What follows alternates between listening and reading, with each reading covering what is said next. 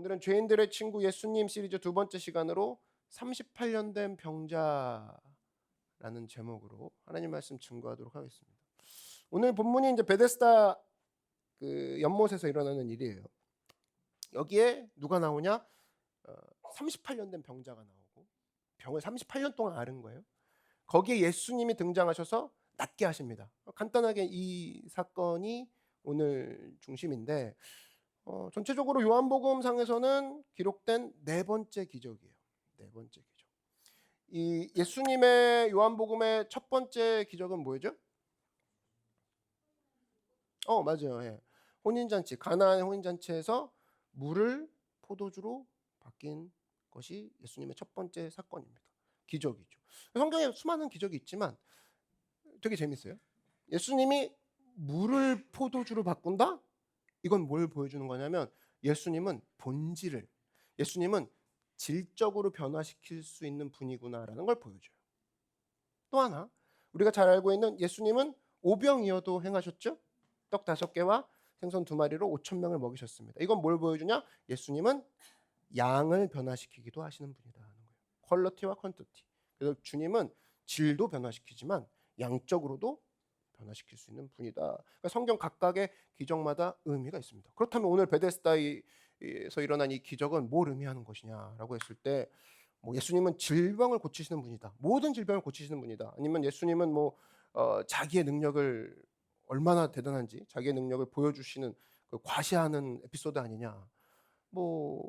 이렇게 생각할 수도 있지만 여러 가지 측면이 있겠지만 이 베데스다 연못의 오늘 사건은 강조점이 있습니다. 보여주는 측면, 강조하는 측면이 바로 뭐냐? 복음이란 무엇이냐를 정확히 보여줘요. 복음의 본질을 보여줍니다. 복음의 정의를 보여줘요. 그러니까 우리가 믿는 예수님, 예수 믿는 건 어떤 것이냐? 이거를 정확히 보여주는 사건이 오늘 요한복음 4장의 내용입니다. 먼저 배경을 한번 설명해 드릴게요. 오늘 어려운 얘기도 좀 나왔죠. 그랬을 때 배경을 설명하고 여러분들과 짧은 대지를 나누는 식으로 한번 가보도록 하겠습니다. 먼저 백그라운드는 뭐냐? 서울에도 4대문이 있죠. 그죠? 남대문, 서대문, 동대문, 이렇게 북쪽에 있는 대문 이렇게 4대문이 있습니다. 옛날 이제 한양 도시로 했을 때 예루살렘도 4대문이 있었어요.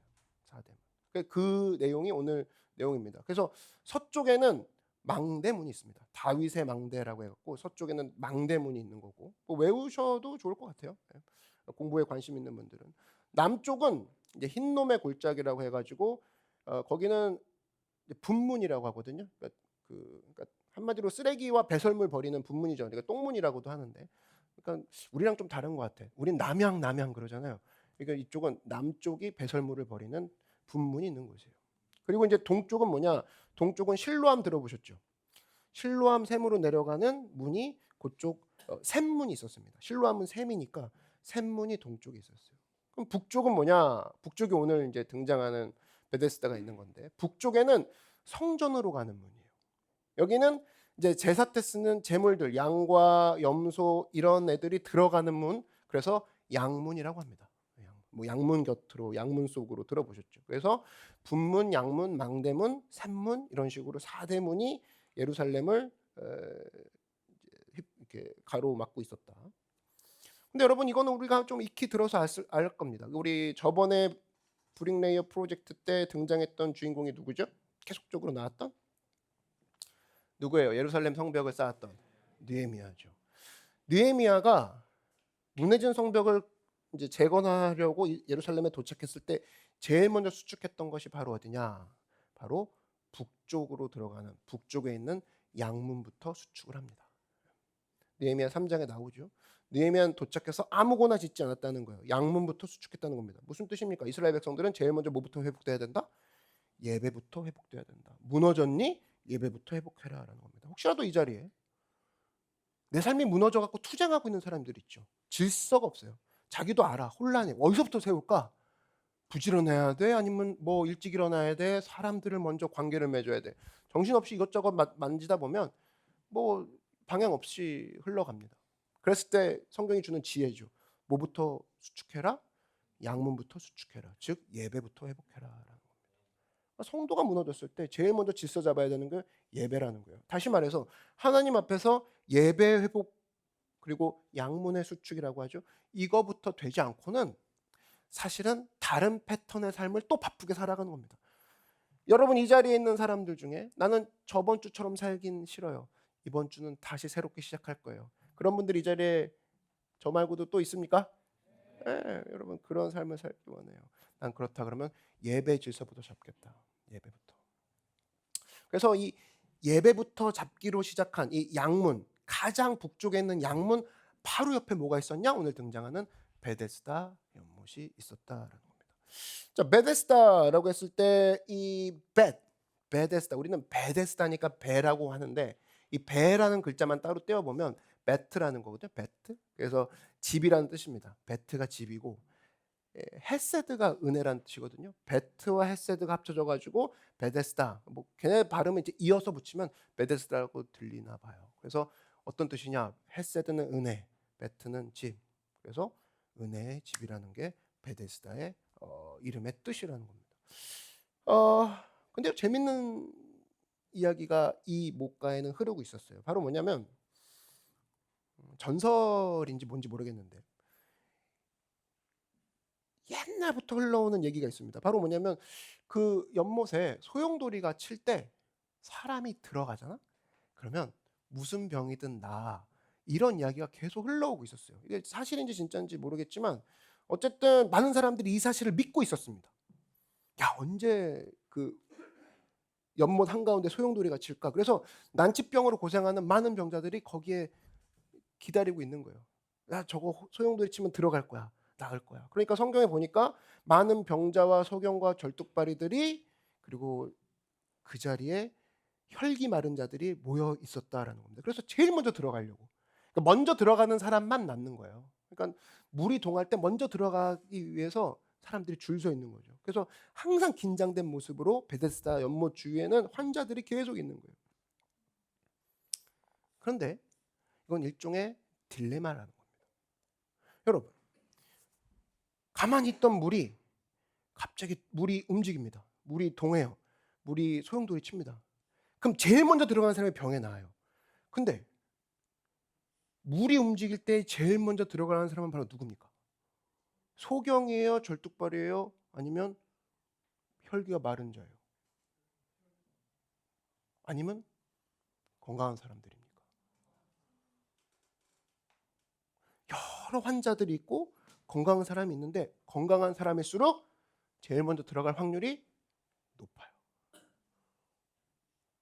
그래서 아마 이 모인 사람들 중에는 연못가에 수많은 병자들이 있었을 겁니다. 뭐 중풍에 걸린 사람들, 암에 걸린 사람들, 뭐 아니 전혀 일어나지 못하는 사람들, 그죠?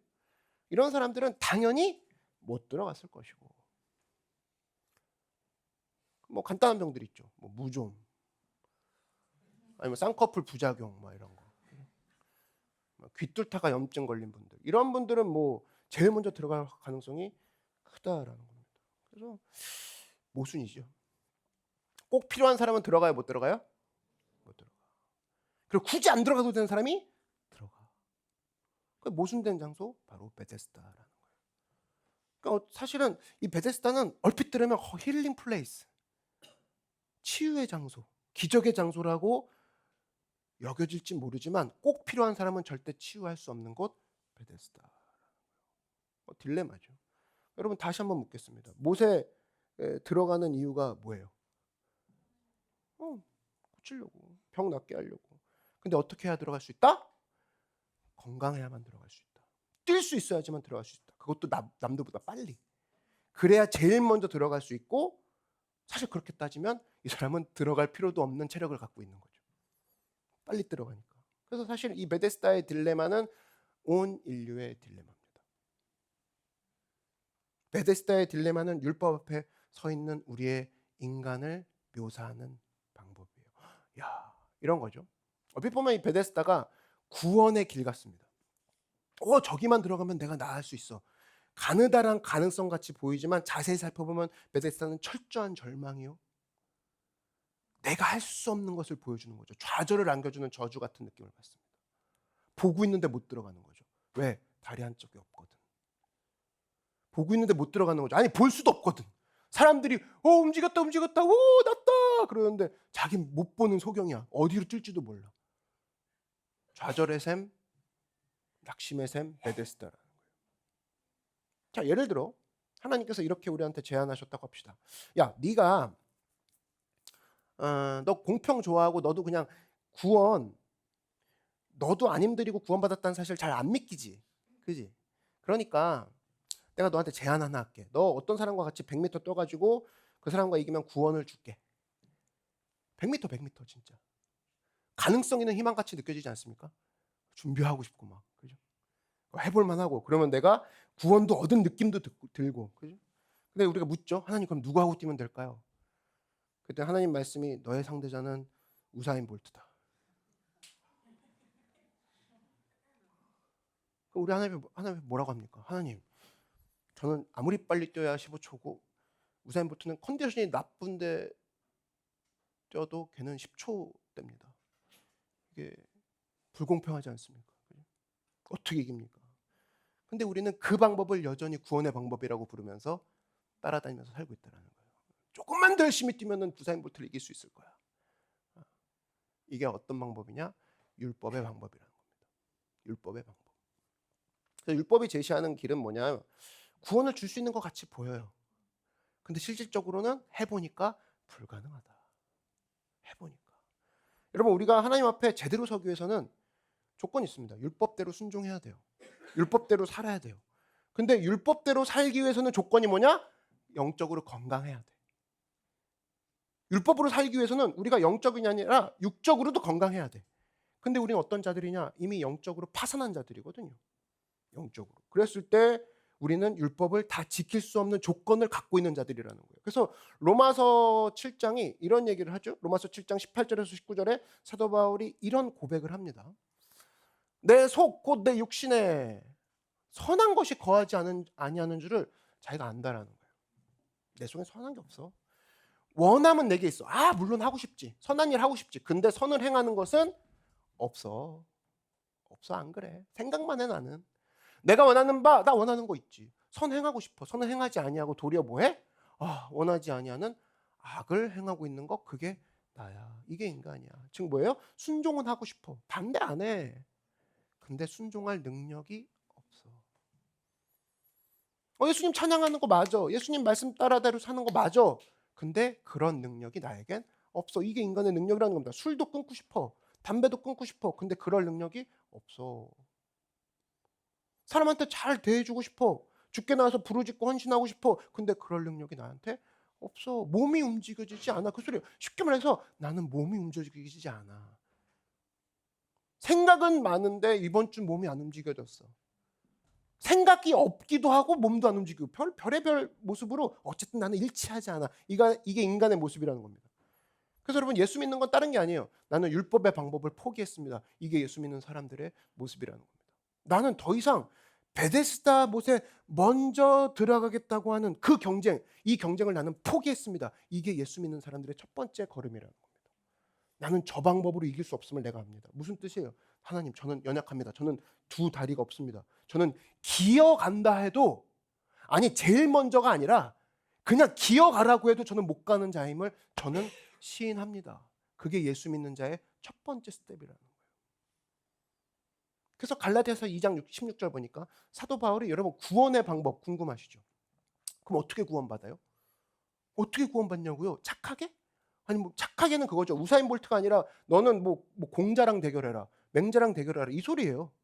그것도 역시 질 수 있는 게 그 확률이 엄청난 거죠. 야, 난 도저히 못 뛰겠다. 난 진짜 못 하겠다. 그런 상황에서 성경이 구원의 방법을 제시합니다. 갈라디아서 2장 16절 보니까 이런 얘기가 나오죠. 사람이 이렇게 되는 것은 그죠? 어떻게 이렇게 되냐? 율법의 행위로 말미암음이 아니요. 우사인 볼트와 같이 뛰어서 이김이 아니요. 오직 예수 그리스도를 믿음으로 말미암는 줄 알므로. 근데 아는 걸로 끝나지 않아. 우리도 편지를 받는 너희도 그죠? 그리스도 예수를 믿나니 이는 우리가 율법의 행위로서가 아니고 우사인 볼트를 뛰어서 이긴 것 때문이 아니요. 그리스도를 믿음으로써 의롭다함을 얻으려 함이라. 율법의 행위로서는 의롭다함을 얻을 육체가 있어요, 없어요? 그래서 우리는 어떤 자들이냐 그러면 하나님 주님이 처리해 주지 않으면 우리는 이길 방법이 없습니다. 주님이 도와주시지 않으면 저는 건강할 수가 없습니다. 건진받을 수 없습니다. 주님 나에게 은혜를 부어 주시옵소서. 나에게 은혜를 부어 주셔서 나를 건져 주시옵소서. 이 고백을 하는 자들이 예수 믿는 자들의 고백이라는 거예요. 이런 구조적인 딜레마에 빠져 있는 38년 된 병자에게 예수님이 다가오십니다. 물으시죠. 예수님 항상 질문하십니다. 네가 낫고자 하느냐? 너 낫길 바래? 그러니까 쉽게 얘기해서 이거죠. 네가 낫길 바래. 네가 낫고자 하느냐 그랬을 때 사실은 얘기가 쉽게 가려면 네, 저도 낫기 원합니다. 고쳐주세요. 그러면 아마 즉시 나았을 겁니다. 병자가. 근데 이 병자의 대답이 뭐냐면 사실은 자기 고집이 대단합니다. 자기 의지를 버리지 않아요. 어떤 고집? 저기 들어가야지만 나을 수 있다라는 대답이 뭐냐? 못에 넣어줄 사람이 없어 다른 사람이 먼저 들어갑니다라는 대답을 먼저 해버려요. 자기는 뭘로 알고 있는 거야? 저기 들어가는 것만 낫고 있는 방법이라고 생각하기 때문에 무슨 뜻이에요? 자기 방법을 절대 포기하지 않는 모습이 나오는 거죠. 너 낫고자 하니? 네! 이게 아니라 낫고자 하니? 저기가 들어가서 낫는다고 하는데요. 저도 그거 믿거든요. 저기 들어갈 수가 없네요. 이렇게 얘기하고 있다는 겁니다. 그래서 이 베데스다 본문을 통해서 우리가 알 수 있는 첫 번째는 뭐냐면 고집은 예수님도 못 알아보게 만드는 힘이 있다는 거예요. 제 고집 아닙니까? 저기 들어가야지만 날 수 있어. 아니 건들지 마. 저기 들어가야지만 날 수 있다고 난 믿어. 예수님이 앞에 있는데도 못 알아보는 거죠. 그러니까 고집이 엄청난 겁니다. 내가 생각하는 고집. 성경으로 조금 고급스러운 단어는 자기의지요.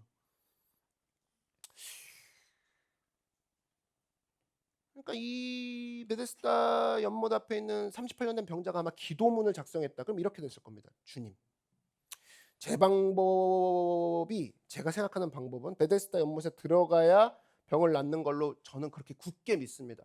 그런데 저는 들어가지 못하니 주님 도와주세요. 아마 이런 기도문이 그가 썼던 기도문이라고 할 수 있겠는데 이 시각은 어디서 나온 거냐면 예수님을 전적인 자신의 주인, 자신의 구세주로 바라본 게 아니라는 거예요. 예수님을 나의 조력자 정도로 바라봤을 때 이런 기도문은 포텐 터집니다. 이런 기도문은 줄줄줄 써내려갑니다. 왜? 예수님은 나의 조력자. 그러니까 38년 정도 시도했으면 포기할 만도 하죠. 이 방법 아닌가? 근데 그럼에도 불구하고 끝까지 자기 방법대로 하겠다고 우기는 겁니다. 끝까지 저 방법이 맞아. 그러면서 예수님은 조력자로만 여기는 거예요. 나 할 테니까 도와줘. 할 테니까 도와줘요. 도와주세요. 도와주세요. 이건 맞다니까요. 이걸 38년 동안 하고 있는 거예요. 여러분 교회 안에서도 제일 사람들 중에 하나님이 다루기 힘든 사람이 누구냐면 예수님을 이렇게 조력자로 여기는 사람 하나님이 다루기 진짜 힘듭니다. 그러니까 도와주세요 그냥. 자기의 꿈과 야망, 자기의 방법은 그대로 밀고 가면서 도와주세요 한 번만. 그럼 예수님이 뭐라고 하냐면 예수님께 이렇게 얘기하는 거죠. 이 사람은 제가 하고 있는데 내 힘이 조금 부족합니다. 주님 도와주세요. 네. 그러니까 베데스다 이 연못 이 사람과 다를 바가 없어요. 그러니까 이런 거죠. 앞에 장애물이 좀 있는데 도와주세요. 이것만 치워주세요. 그럼 내가 밀고 갈 거니까요. 이게 사실은 베데스다 연못에 38년 된 병자와 다를 바 없는 멋대로의 삶을 살고 있는 거예요. 그러니까 이런 사람은 하나님의 은혜가 임하지도 않고 하나님이 이런 사람을 도와줄 수도 없다는 겁니다. 나를 조력자로만 여기는 거예요. 근데 아까 얘기했죠. 산소망 상길 되신 예수님. 주님은 I'm the way야. 길 가르쳐 주시는 분 정도가 아니라 내가 그 길이라고. 우리는 길 좀 알려주세요. Show me the way. Show me your way. 더 들어가는 단어가 뭔지 아십니까? You are the way. 당신만이 나의 길입니다. 그 고백으로 넘어갈 줄 알아야죠. 반면에 하나님이 사용하는 사람은 어떤 사람이냐? 내 연약한 모든 걸 내려놓고 이 방법 아닌가 보다. 이 방법은 진짜 아니다. 이 방법은 진짜 아니다. 나는 아무것도 할 수 없습니다. 하나님, 진짜 지름길은 주님 한 분뿐입니다. 여러분 이 자리에 수많은 젊은이들이 많습니다. 우리 교회 젊은이가 많은데 젊은이 때 할 수 있는 최고의 축복은 뭐냐면 가장 젊었을 때 지금 오늘이 가장 여러분 제일 어린 날인 줄 아시죠? 오늘이 내가 가장 젊은 날이야. 그죠? 가장 젊을 때 하나님께 항복하는 자. 그게 바로 하나님이 크게 쓰시는 자라는 겁니다. 그러니까 진짜 불쌍한 사람은 뭐냐면 나이가 7, 80 먹어 죽어가고 있는데 자기 고집을 여전히 못 버립니다. 불쌍하죠. 그랬을 때 여러분 하나님 앞에 나의 고집을 벗어버리고 내 고집이 하나님도 못 알아보는구나. 내 방법이 하나님도 예수님도 못 알아보는구나. 나 예수님 혹시 조력자로만 쓰는 거 아닌가? 길 가르쳐 주세요. 길 가르쳐 주세요. 아니 그분 자체가 길인데 빨리 이 방법으로 이 모드로 여러분 전환되어서 하나님께 쓰임 받는 여러분들에게 주의 이름으로 축원합니다. 한 가지 더. 자, 오늘 베데스다 본문을 통해서 우리가 알 수 있는 건 뭐냐? 예수님이 먼저 질문하셨죠. 네가 낫기를 원하느냐? 이렇게 질문하십니다. 38년 된 병자 앞에서 네가 바꾸기 원하느냐? 이렇게 질문하는 데는 특별한 의미가 있어요. 두 번째 의미는 뭐냐면 한번 따라 말씀해 주십시오. 너의 반응을 바꾸라. 예수님은 우리가 반응을 바꾸길 원하신다라는 겁니다. 자, 우리는 보통 이렇게 생각하죠. 예수님이 뭐 이렇게 다양한 질문해? 놀리는 건가? 38년 된 병자가 누워 있는데 그럼 계속 누워 있길 바라겠어요? 예수님? 너무 심보도 고약하시네.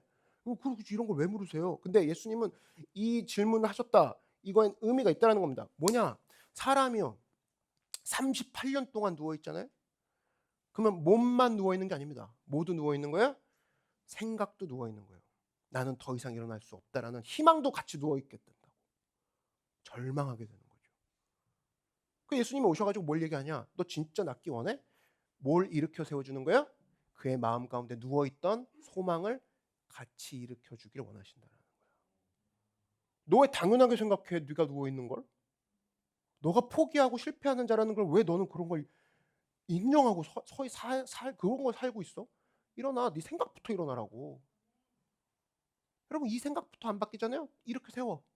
어느 순간 다음 날 가면 또 누워있어. 자기 옛날에 병자였는데 이렇게 안 하면 속이 안 편하대. 오늘도 누워있어야 될 것 같아.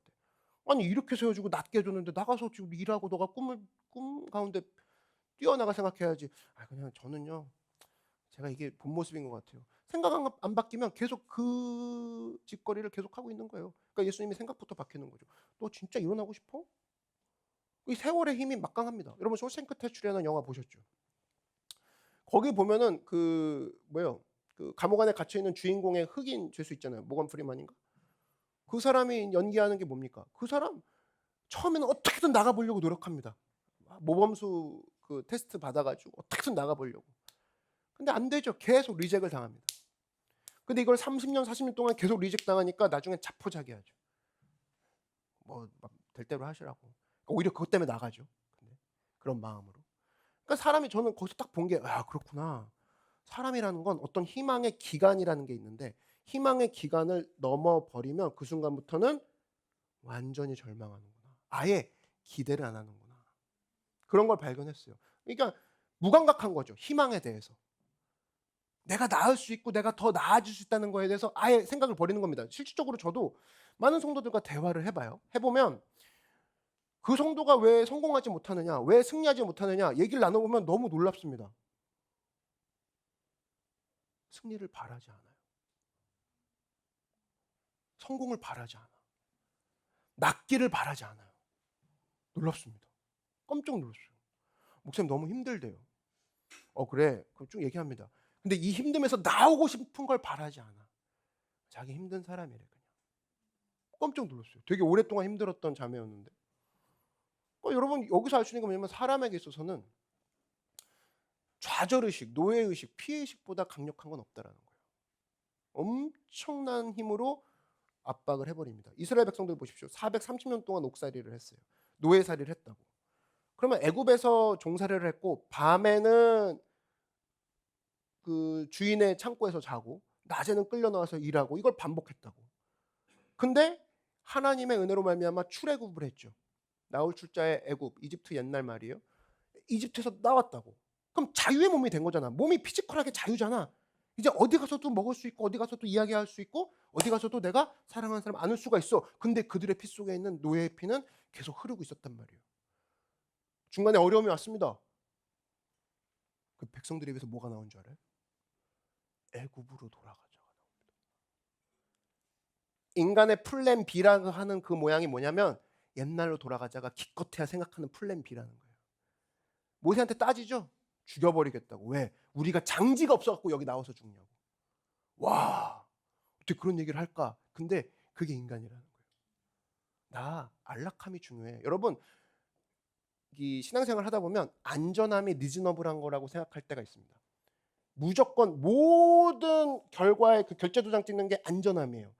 하나님이 인도하셨지만 안전해 안 안전해? 안전하지 않아. 그러면 리제. 머릿속에요. 여러분 성경 어디 스토리를 봐도 안전함으로 사람들이 전진한 흔적은 한 군데도 없습니다. 근데 우리 크리스찬, 현대 크리스찬의 그 마지막 결제 도장은 뭐냐면 safety is reasonable. 안전은 당연한 거지. 안전은 무조건 생각해야 돼. 안전해야 돼. 안전은 합리적이야. 안전이 통과 안 되잖아? 그럼 난 이 걸음을 갈 수가 없어. 그건 진짜로 하나님의 은혜를 하나도 경험할 수 없다는 겁니다. 무슨 뜻이냐? 나는 종으로 있는 게 훨씬 나아. 종이 제일 안전하거든요. 주인이 지켜주고 있으니까. 여러분 맡고 있는 게 혹시 안전함 아닙니까? 안전하지 않으면 한 발짝도 가지 않는. 성경 어디를 봐도 하나님께서 아까 우리 저 인사할 때 얘기했죠. 행동으로 옮겼을 때 그가 행동하고 계셨음을 발견할 수 있는 그 궤도를 항상 유지하십니다. 아브라함이 올라갑니다. 안전하지 않죠. 이삭과 함께 올라갑니다. 안전하지 않습니다. 올라갔어요. 근데 반대쪽에서 순양이 올라오고 있었기 때문에 위쪽에서 순양을 하나님이 준비하신 순양을 죽일 수 있었다고. 아브라함이 행동할 때 그가 이미 행동하고 계셨음을 발견할 수 있었다는 거예요. 요나단도 적진을 향해 나갔을 때 그곳에서 이미 하나님께서 먼저 작업을 해 놓으셨거나 발견할 수 있는 사람, 이 사람은 행동을 먼저 하는 사람이 발견할 수 있다는 겁니다. 안전하지 않으면 전 절대 안 가요. 이거는 저는 종으로 살겠습니다. 그 소리입니다. 그랬을 때 이 실패의 의식은 저는 요번에 그 외부 사역을 좀 다니면서 청소년 집회를 다니면서 한 가지 공통점을 느꼈습니다. 많은 사람들이 노력을 해요. 부흥하려고. 그리고 청년들을 살리려고. 근데요. 의외로 그 수많은 교회와 미니스트리 중에 굉장히 많은 적지 않은 곳이 패배의식에 사로잡혀 있습니다. 강사를 불러놓고도 패배의식과 실패의식이 잔존해요. 잘 될 거라 믿지 않아요. 교사가 내년이면 다 없어진대. 그리고 뭐 교회 비전이 없대. 아마 아이들이 불쌍하대. 근데 그 얘기 들으려고 대구까지 가고 그 얘기 들으려고 광주까지 간 건가? 내가 그 얘기 여기까지 올라오다가 나도 같이 물리겠더라고. 목사님 어떡해요. 그리고 가서 청년들이랑 상담하고 있어야 되는데 교역자가 와서 저한테 상담합니다. 근데 내용이 잘해보자가 아니라 안 될 것 같습니다. 이러고 있어요. 나도 얘기할 힘이 없더라고. 실패의식과 포기의식과 낙심의식이 전부 다 깔려있다는 겁니다. 왜 부흥하지 못하는가? 이유는 하나예요. 패배의식 때문에 그렇습니다. 아직도 코로나 타령하고 있습니다. 쟤 때문에 우리 교회가 부흥 안 된대. 저 부서 때문에 우리 교회가 부흥 안 된대. 그럴 수 없다라는 거죠. 아무리 기도해도 안 된대요. 이런 내용을 딱 들었을 때, 야, 제가 그런 생각이 들었습니다. 하나님께서는 그러한 토양 가운데는 절대로 부흥을 부어주시지 않는데 이런 안타까움이 들더라고요. 우리도 마찬가지입니다. 내가 제일 먼저 치유받아야 할 장소가 바로 어디냐? 쟤도 아니고 저 부서도 아닌 내 마음이 먼저 치유받아야 된다는 거예요. 뭐만 뿌리면 패배의식이 살살살 올라옵니다. 물만 줘도 막 포기의식이 올라옵니다. 자존심 올라오고 열등감 올라오고 비교 올라오고. 뭐가 올라와야 되느냐? 토양이 바뀌어야죠. 기경하다 그러죠. 토양이 바뀌죠. 여러분 어떤 것도 깨지지 않고서는 완성되는 일이 없어요. 도자기도 하나 만들려면 흙으로 깨트려 버려야죠. 그죠? 완성된 거가 있기 전까지는 항상 깨지는 게 있다고. 항상 부시고 나서 만들죠. 그죠? 뭐든지. 그랬을 때, 야, 내 삶이 먼저 주님 앞에서 깨져야 되는구나. 어떻게? 어떤 토양으로? 하나님, 물만 부어주시고 하나님께서 인도해 주시면 사실 하나님이 손대시면 나는 어떠한 문제도 승리할 수 있습니다라는 그 토양으로 바뀌는 거. 그게 심령의 회복의 내용이라는 겁니다. 그렇지 않고는 우리의 어떤 것들, 하나님께서 기적을 보여주셔도 1세대는 다 죽어버리죠. 시작할 때부터 기적이었다고. 10가지 재앙부터 기적이었어요. 홍해 가르는 거. 근데 그들의 입에서 나오는 거는 애굽으로 돌아가자. 기적은 사람을 못 바꾼다라는 겁니다. 그랬을 때 하나님 내 토양이 안 바뀌면 기적을 보여줘도 소용이 없군요. 그랬을 때 오늘 예수님이 네가 낫기를 원하느냐? 우리의 대답은 어떻게 바뀌어야 되냐? 맞습니다, 주님. 내가 낫기를 원합니다. 이 간단한 대답으로 하나님 앞에 나의 간절한 마음을 표현할 수 있는 그런 토양으로 바뀌는 여러분 되길, 반응이 바뀌는 여러분 되길 주의 이름으로 축원합니다. 심리학자들의 말에 의하면 그런 조사가 있었어요. 굉장히 재밌었는데, 인간에게 일어난 그 사건이 있는데, 어떤 사건이 일어나잖아요. 그러면 10%만 사실이래요. 그리고 나머지 90%는 이 사실에 대한 반응이라는 거예요. 이걸로 삶이 이루어져 있다는 겁니다. 그러니까 모든 일에 있어서 긍정적으로 반응하잖아요. 같은 일이 터져도 긍정적으로 이 사람이 90%의 이 반응을 10%의 사실 앞에 긍정적으로 반응해. 그럼 사람들이 긍정적인 사람이라고 불러준다는 거예요. 근데 어떤 사람은 10%의 그 반응을 10%의 사실과 90%의 반응에 있어서 90%를 부정적으로 반응해. 똑같은 사실이 벌어졌는데. 그럼 이 사람은 부정적인 사람이라는 겁니다. 한마디로 인생을 결정하는 건 이 10%의 사실이 아니라 90%의 반응으로 인생이 결정된다는 거예요. 어떤 가수가 있어요.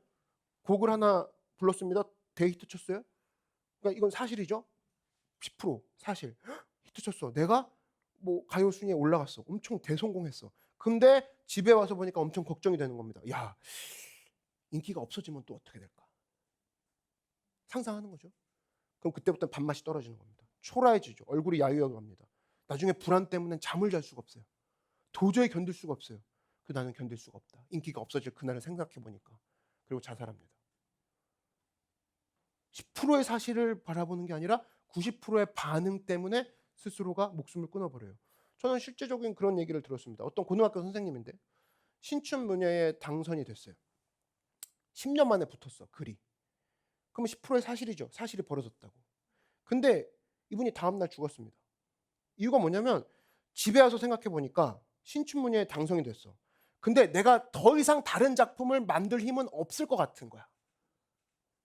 그래서 죽어버렸습니다. 우리 같으면 이해가 안 되죠. 야, 너 어떻게 죽냐. 근데 뭐가 문제냐. 90%의 반응에서 문제가 된 거예요. 이 사람 전체를 이루는 것이 사실은 90%일 수밖에 없다는 겁니다. 그러니까 여러분, 뭐 좋은 일이 일어났으면 좋겠어요? 그게 여러분의 인생을 결정하는 게 아니야. 제가 요즘 좋은 일이 안 일어나서 힘들어요? 아니, 너는 좋은 일 일어나도 힘들 애야. 왜? 이 반응이, 나쁜 일 있어도 좋게 반응한 적이 없고 좋은 일 줘도 좋게 반응한 적이 없는 애인데 내가 지금 일이 안 풀려서 이렇다고요? 아니, 너의 반응이 바뀔 때라고. 반응. 여러분 보세요. 형들의 손에 의해서 요셉이 애굽으로 팔려갔습니다. 노예로 팔려갔어요. 10%로 따지면 완전한 실패죠. 야, 어디 가냐 걔. 맨날 채색 옷 입고 돌아다니는 애. 걔 어디 갔어? 어? 요즘 노예 옷 입고 있다던데 소문이 있죠. 와, 완전 망했네. 10% 사실 완전 이 팩트는 망한 거라고. 그럼에도 불구하고 요셉은 어디에 성공했냐? 이 90%의 반응에 감사를 잊지 않고 원망하지 않고 하나님께 나아갔다는 거예요. 이런 걸 봤을 때, 야, 이 사람이 애굽의 총리가 됐습니다. 그리고 흉년을 맞이하죠. 그리고 자신을 팔아넘긴 형들이 찾아옵니다. 물론 모르고 밥 달라고, 곡식 달라고. 이런 원수 같은 애들이 어디 있습니까? 죽여버려도 소리 없이 죽일 만한 권위를 갖고 있는 게 이 요셉이죠. 내가 얼마나 기다렸는데. 뭐 올드보이를 찍어도 한참 찍고 모든 복수국에 그 합쳐놔도 이 사람은 아쉬울 게 하나도 없어. 내가 널 죽여도 아무 소리 할 수 없어. 정당화된 거다. 충분히 얘기할 수 있는 상황이야. 근데 요셉의 반응이 어땠습니까? 이 90%의 반응은 어땠냐는 거예요. 10% 가족이 나를 팔아넘겼어. 여러분 중에 그런 사람은 아직 없죠. 가족이 나를 팔아넘긴 사람은 없잖아. 근데 90%의 반응 어떻게 했냐? 창세기 45장 5절을 이렇게 얘기합니다. 요셉의 90%의 반응. 당신들이, 형님들이죠. 나를 이곳에 팔았다고 해서 근심하지 마소서. 오히려 위로시켜줍니다. 한탄하지 마소서. 한탄이 뭐냐면 자기 죽일까 봐 이제 형들이 이제 스스로가 우리 죽겠구나 이 생각하는 겁니다. 그렇게 걱정하지 말라는 거예요. 왜? 하나님이 생명을 구원하시려고 나를 당신들보다 먼저 보내셨나이다. 당신 때문에 인생 꼬였어. 내 청춘이 당신 때문에 꼬였다고 이렇게 반응하면서 사는 사람이 있고, 얘 반응은 나 솔직히 애굽에 온 거 당신들이 먼저 판 게 아니라 하나님이 나를 먼저 보내신 결과가 된 거야. 이 반응 얼마나 긍정적인 태도입니까? 요셉의 이런 태도로 말미암아 사실은 자기 자신의 유익 정도가 아니라 나중에 이스라엘 민족 전체를 구원하는 도구로 요셉을 하나님이 쓰시죠. 결국 인생은 뭐에 판가름이 나는 것이냐? 이 10%의 사실, 요것 때문에 판가름 나는 게 아니에요. 이번 주에 제발 이 사실이 일어났으면 좋겠다. 아니, 너의 90%의 반응을 체크해. 이걸 먼저 체크해. 그러므로 우리 성도가 기억할 것은 사실이 중요한 게 아니에요. 반응이 중요합니다. 반응. 내가 어떻게 반응할 것인가.